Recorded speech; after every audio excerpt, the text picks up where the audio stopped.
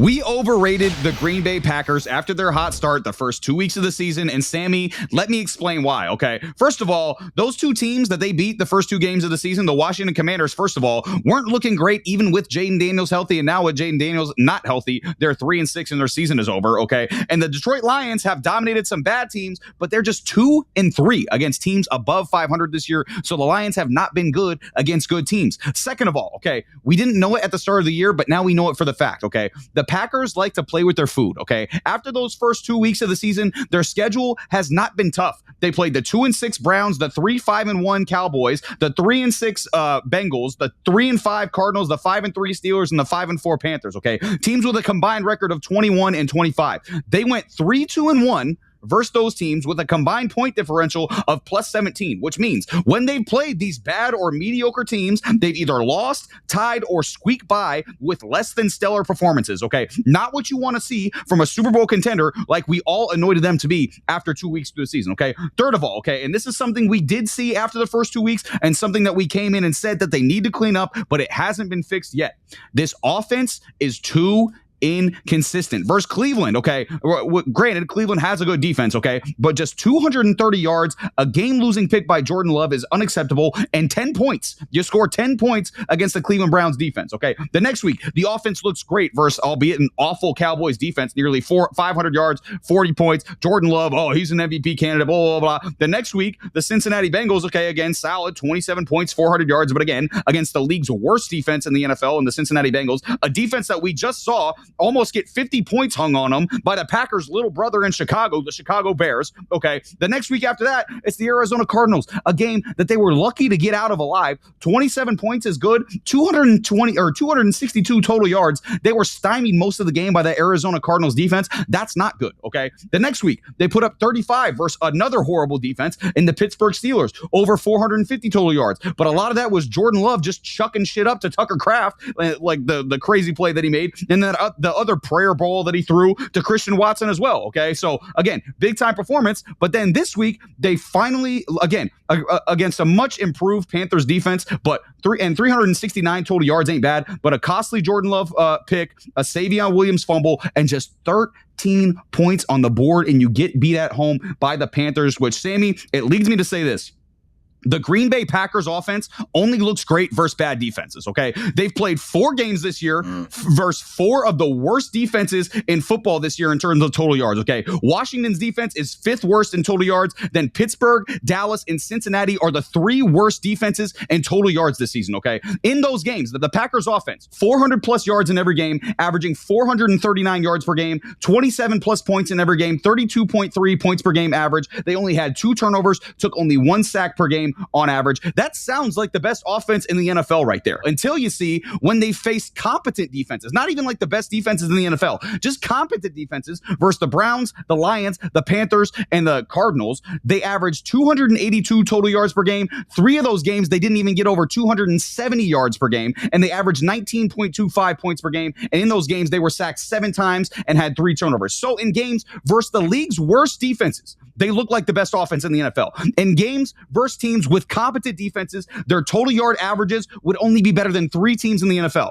the Raiders, the Browns, and the Titans, okay? And their points per game would be 7th worst in the NFL. So in conclusion, Sammy, until we see Jordan Love and this offense perform well against solid defenses, we cannot take this team seriously as playoff contenders, as Super Bowl contenders. We cannot take them seriously. They've beaten up on awful teams, and they've gotten away with it. And now with this season-ending injury to Tucker Kraft, their best pass catcher, it's going to be harder than ever for us to trust this Packers offense and to prove me wrong. But Sammy, what do you think, man? Is this Packers offense holding them back? And what do you think about the Green Bay Packers as Super Bowl contenders at this point? Oh, of course they're holding them back. Like, this is, I mean, that's pretty obvious at this point. Like, you score 13 points against the Panthers, you score 10 points against the Browns. I mean, it's just, and granted, those teams, like, a lot of people wanted us to give credit to the Browns, and I will give credit to the Browns. They wanted us to give credit to the Panthers. I'll give credit to the Panthers, but what we're not going to do is sit here and act like coming into the year, Matt LaFleur, Jordan Love, and this wide receiving room had a lot of expectations, especially after they traded for Micah Parsons.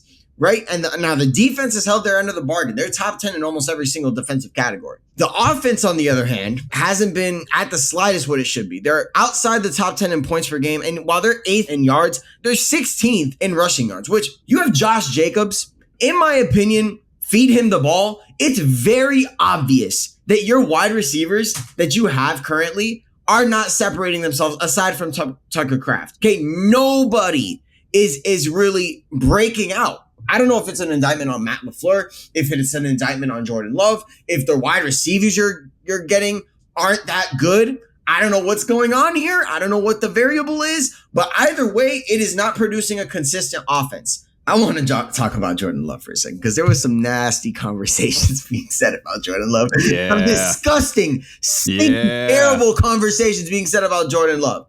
Now, I am going to go flat out and say it. I think he's the most overrated QB in the league. I think he's hands down the most overrated QB in the league. Now, a lot of people might say it's Jalen Hurts. Now, I wouldn't say that personally, ever, whatsoever. I would never say that, Matt. I better not say something like that.